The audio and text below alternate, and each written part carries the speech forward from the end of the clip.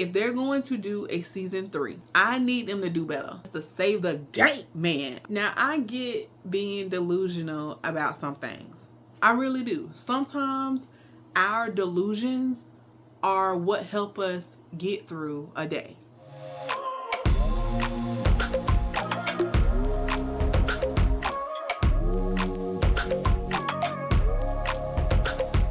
Hey everyone, I hope you have been doing well, enjoying yourselves, resting and relaxing. I have been doing very much the same these last couple of weeks. It was weird not sitting at my desk, recording, editing, uploading, planning what's next. Very weird, but I managed. Sometimes you don't realize in the midst of it how much time and energy you spend on working on something. So it was really nice taking a break.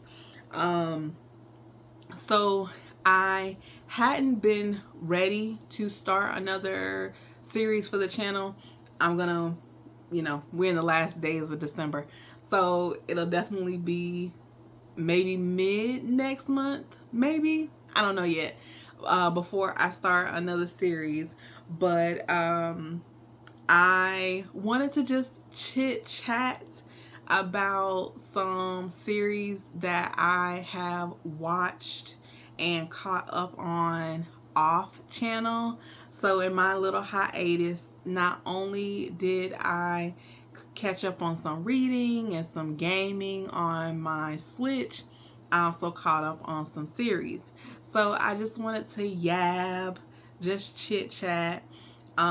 This isn't going to be a very structured video, not in any particular order with the series, but I want to give you guys, an overview of what I watched and what I thought. Hopefully I don't spoil anything for anybody. I might. So if I get to a show that you have not watched yet and you don't want any spoilers, please fast forward, okay? So let's start with My Dress Up Darling. I caught up with season 2, and this show continues to be a fave of mine. I love the messaging about being yourself, and that sometimes meaning getting out of your comfort zone, trusting in your ability to be creative and finding your people.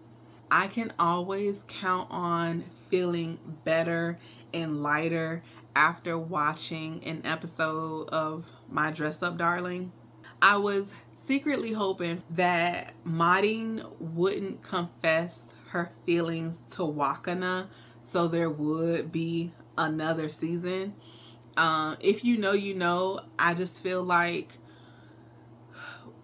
us that partake in the romance genre, we only get one seasoners, right? So I want this to continue as long as possible. So if that means that Marin continues to dance around telling Wakana how she feels, then that's just gonna be what it is. But I was also hoping that Wakana would pick up even a teensy bit how she felt about him. Alright, so gachiakuta or gachiakuta, okay, don't come for me. Now, I will never claim to be super in the know, up to date on the happenings and the feelings about what's going on in the anime community, okay? But I feel like the consensus is that people enjoy the debut of this series. I know I did. In fact, I have rewatched several of the episodes several times. Like episode 3, when Rudo meets Zanka and Rudo is chasing him around with that plunger. Or episode 6, where Rudo faces off against ya boy. There are just so many different elements to appreciate and love about this series. And I'm sure I'm not going to say anything that hasn't already been said, right? From the style to the dialogue, specifically the name calling, and even the more slower paced, serious moments. Speaking of serious, Amo's backstory, I did not see coming. It was very sad, very heartbreaking. And then on top of that, for them to like share it from a childlike POV, very, very sad. Trying not to tear up right now. Was anybody shocked when Rudo lost his ish and put his hands on her? Like, if I'm remembering correctly, I don't think that Rudo knew when he beat her what she had been through. And to be honest with you, I don't think it would have made a difference if he had known beforehand, because since the beginning of the show, they have shown us how angry he can get, right? How angry he got about, you know, the assumptions that people made about him and his life and what he had been through. But never in a million years did I think he would beat on her like he did. Like, he completely crashed out. Watching that moment, I was like, why has no one moved yet? Like, they could have moved a hell of a lot faster than what they did to get him off of her. He said he didn't care that she was a girl. He said she's not helpless and she deserved everything that she got.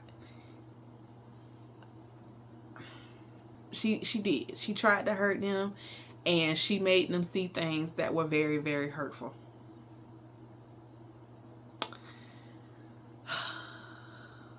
But that situation just didn't sit right with me. I don't know how y'all feel about it. I'm not going to talk about Jabber because he has been talked about and talked about and talked about. And yes, I want to see more of him. I ain't going to talk about him because we know he the shit. Like, just period, point blank. Okay. Another character that I think got some spotlight this season was Rio. When she took out her handy dandy Beretta, I was like, whoa.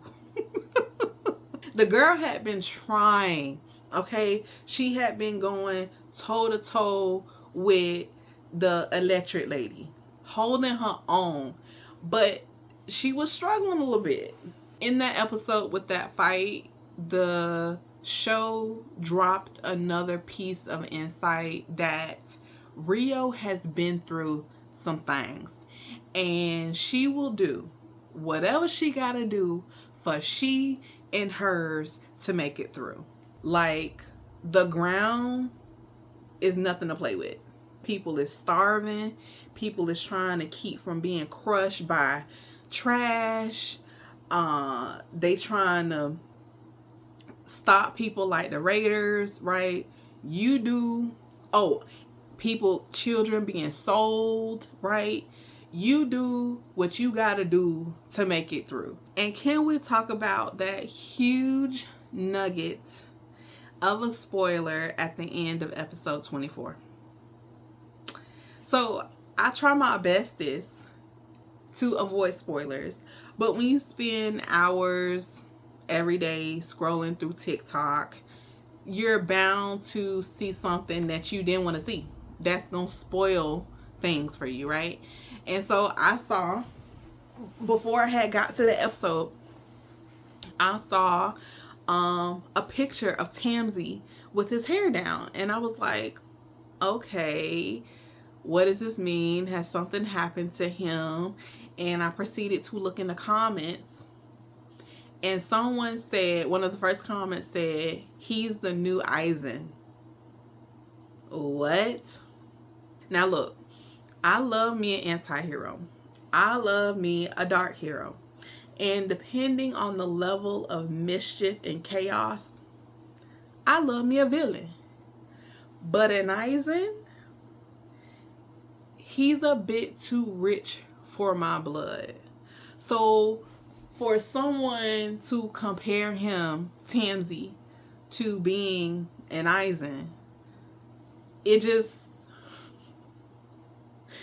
broke me a little bit. You know what I'm saying?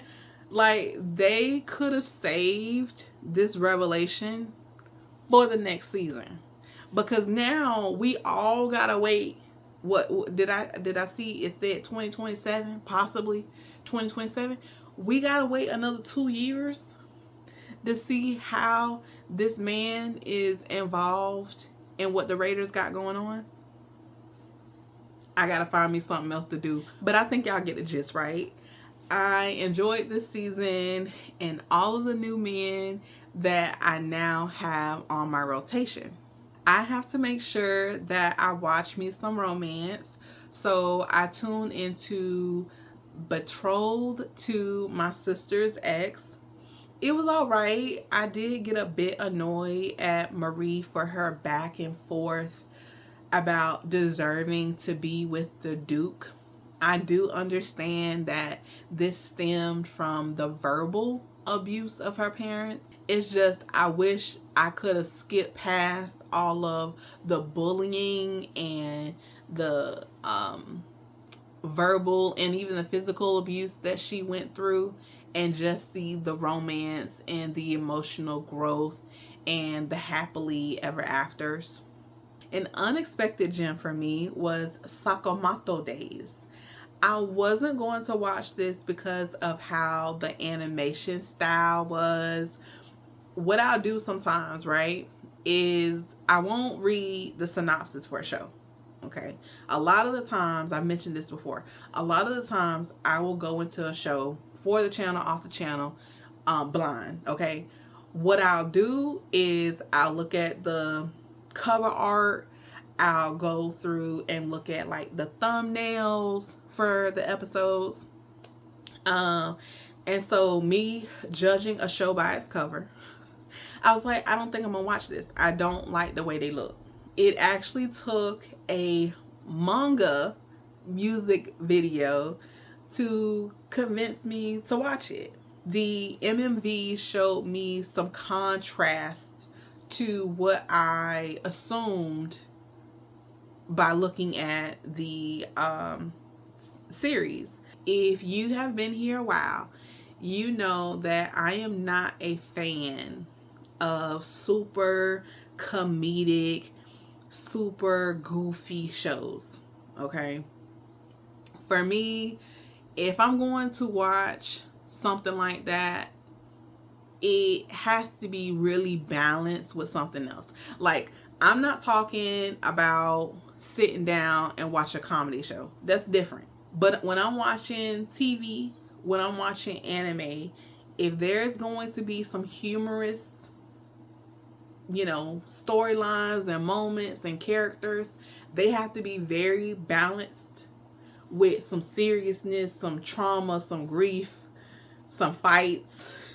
So I say all that to say, who would have thunk that a series about hitmen would have been such a hit with me?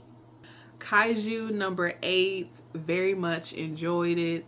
We need more shows with adult MCs. I do not mind. It's just a part of the life, okay, to watch shows where the characters are all under 17. But they could do more. They, as the powers that be, could do more with giving us older viewers. I can't even believe I said that. Some shows with some adult MCs. So I am definitely looking forward to seeing how things wrap up in this final season of Kaiju number 8. Speaking of another show that has an adult main character is Let's Play. It's also a romance. I almost didn't watch this for similar reasons to Sakamoto Days. It started off a bit slow for me. I'm glad I stuck with it. It's also a slice of life. And I found that there were a lot of relatable moments. And I love that at the end, the potential love interest for Sam was kind of her opposite. I just thought it was so cute. I didn't see it coming. I really thought she was gonna end up with one of the other guys. But this was really cute, and I would love for there to be a second season, but I think this is one of those shows where it's one and done. When I tell you I boo-hoo-hoo at this next one, I boo-hoo-hoo. I cried so much that, like, I'm trying not to tear up now. I cried so much that the next morning, one of my nieces asked me why I looked the way I did. So my face was puffy, my eyes were puffy, like my face was just swollen. So mind you, I had this show on my TBW. What made me wait even longer to watch it was I saw a post on my YouTube feed. I'm gonna put it up over here. That one line said same energy. And I knew right then and there that this was going to be something traumatic. It was going to be something sad. And I needed to watch this when I had nothing else to do and nowhere else to be. And for Show You Right On, I made the right decision. I don't think a series has made me cry the way this series made me cry since I watched Cowboy Bebop. At the end, when Spike is laying out on the stairs, bleeding out. I don't think I cried that way since I watched the Chimera Ant arc for Hunter x Hunter. I cried a little bit with what's that show? Neverland, Promised Land, Neverland. I'm messing up the title of the show. I'm sure y'all know what I'm talking about. But it's been a handful of shows that have just like ripped my heart out, okay, and made me cry for hours on end. One of the worst parts about watching this was not having anyone around me that I could talk to that could understand the level of upset I was at. One of my close friends, she don't really watch TV, but when she watch TV, it's K-dramas, and she got a whole family that she, has to attend to. And then one of my other friends, she don't even watch TV, okay? She'll listen to me ramble about what I'm reading and watching, but she ain't into that type of stuff, right? She don't watch TV. My mama think I'm too old to be watching cartoons. I know. Cartoons, okay, sacrilegious. I mean, I got y'all, okay, but it's after the fact. It's not in the moment, right? Let me know down in the comments if you have watched this series and if you went through the same thing. It took me longer than it probably should have to finish the 6 episodes because, again, I kept having to pause, and in those pauses, right, I was like, I'm rocking. I'm like, no. Where is this finna go? Please don't tell me so-and-so is about to do this. Like, please somebody call CPS, Child Protective Services.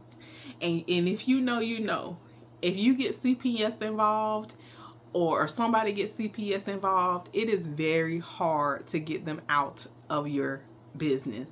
I can't see myself rewatching this. Maybe if one of my friends like needs a trauma partner to watch it with, maybe.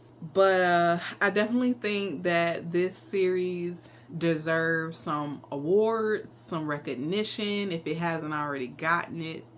I can't see how anybody could watch this and not be moved.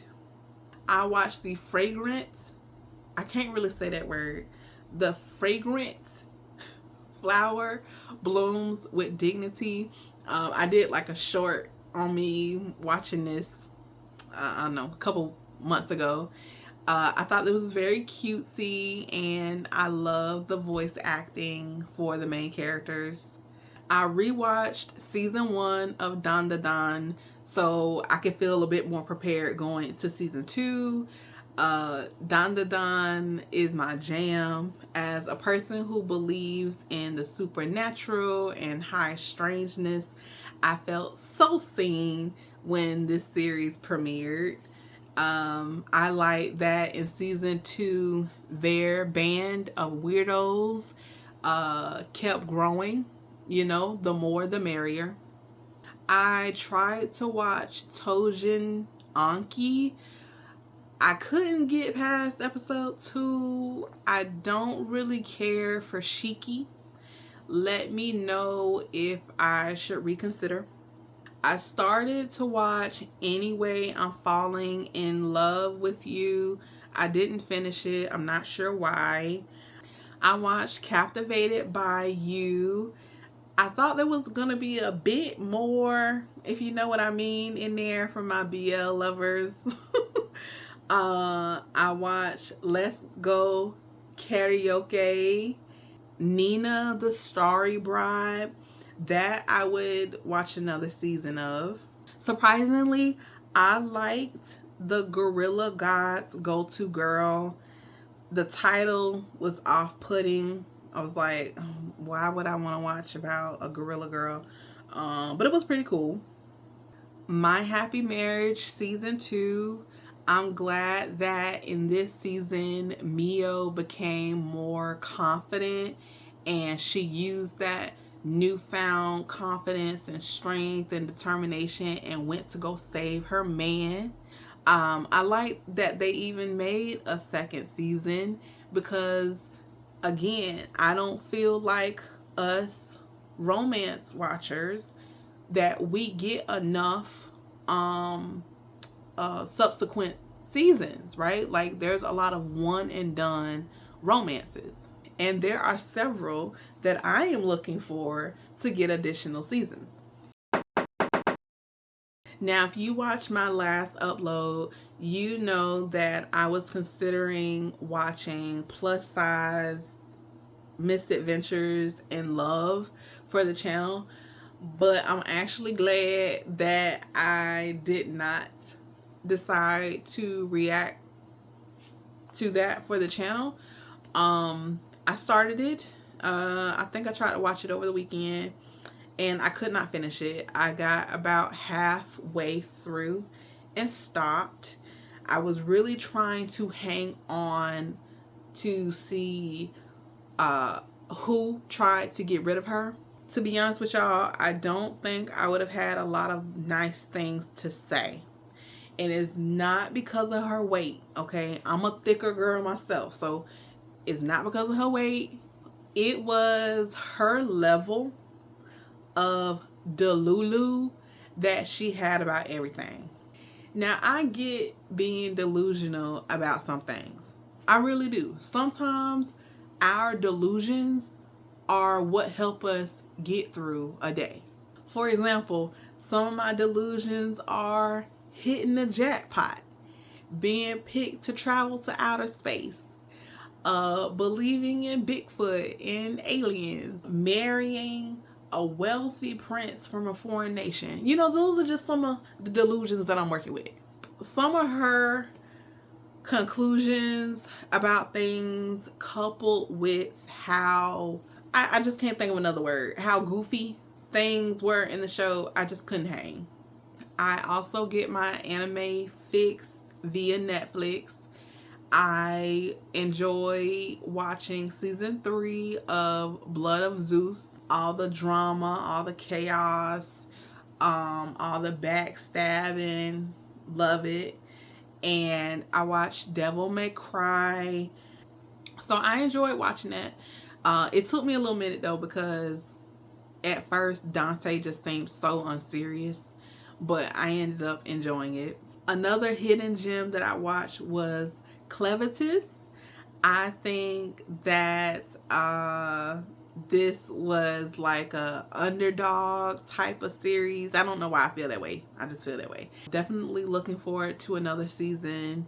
Your girl has been busy the last week or so because I rewatched season 1 of Fire Force because I had stopped halfway through season 2 like over a year ago. Rewatching season 1 and season 2 just reinforced, like, I love Company 8, Shinra, okay, Mr. Save the Date man, okay, I enjoy him. I enjoy watching Arthur and his delusions. And can I say how much I love me some Benimaru? Hold on, let me say his name correctly, okay? Surname first, all right? Some Shinmon Benimaru. Okay, I love me some Benny, especially when he pulls these moves, okay? When he pulls down that sleeve, you know he isn't finna clown around and he is finna handle some business. The first half of season 3 really packed in a lot. I wasn't too surprised by the turn of events with the Soul Temple. Like many of the characters had said, if it had got out to the general public that the God they believed in wanted to burn them to a crisp, that everything that they knew just wasn't so, it would have caused massive panic. So I wasn't surprised by Raffles and the Empire deciding to bend a knee to the white clad, to take steps to stay on brand, to stay on messaging for the sake of the people. But what I was surprised by was Captain Burns. Despite him finding the diary of Raffles the First, despite his investigations, and him having an understanding that this God, at the end of the day, wanted to burn the world down, he just kept on being a good man of faith. I mean, like, I realize, I understand that by him standing 10 toes down in his belief, he was also preparing Shinra to, be an obstacle for the white clad. But I'm just surprised that he, despite all that he knew, but again, that leans into the messaging, the themes, the symbolism and illusions that this show has regarding faith and human conditioning. Overall, I pretty much enjoy everything that I watched, that I was able to keep track of what I watched. I'm not very hard to please. I will say, though, that season 2 of Bed and Breakfast for Spirits, the quality of the art was very disappointing. You mean to tell me that I waited a decade for what we got this year? They made Aoi look like she was like 12, which is completely different compared to season 1. I know it's been 10 years and they probably went with a different animation studio. The budget was probably different. I totally get it. But they could have gave us better than what we got. Like, if they're going to do a season 3, I need them to do better. Or they can just save it.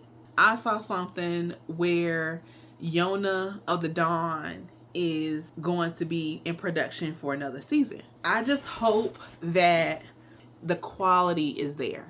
We who watch shoujo, who watch the romances, deserve just as much quality and time and production as the Jujutsu Kaisens and the Kaiju number 8s and the gachiakutas. Like, we deserve better.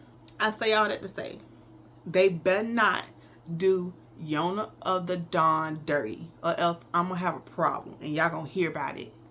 Overall, this was a pretty good overview of what I watched anime wise off channel. I just want to thank y'all for tuning in and supporting me this year, and the channel with your comments, your likes, your subscribes. I'll be honest with y'all that this sometimes is very intimidating to do. Again, I am not very immersed in the happenings and the latest news, and in this case, in the anime community, you know, like what's going on and everything. I know there are creators out there that are very like analytical, and they have the scales and the charts and the critiques and all of that stuff. Like, that's just not me, okay? I just like what I like, and I like talking about what I like and what I don't like. For example, this meme, or I don't know where I'm gonna put the picture, but this meme with Frieren looking like one of my nieces drew her. Like, I don't know what this is about. As always, interact in the comments below. Let me know if you watched and enjoyed or didn't enjoy any of the series I mentioned. I'll also put down in the comments some AMVs and some edits that I enjoyed this year. I watch a lot of those between TikTok and YouTube.